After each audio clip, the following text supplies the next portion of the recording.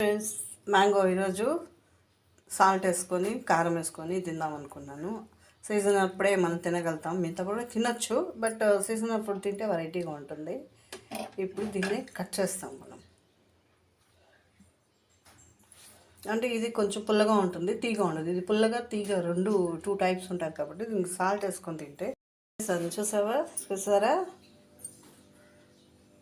ఇప్పుడు దీనికి మనము సాల్ట్, ఉప్పు కలిపి పెట్టుకున్నాము. పింక్ సాల్ట్ ఉంటే పింక్ సాల్ట్ కూడా వేసుకోవచ్చు. ఇలా వేసుకొని ఒక 5-10 మినిట్స్ అలా వదిలేసి తింటే దాని టేస్టే బాగుంటుంది.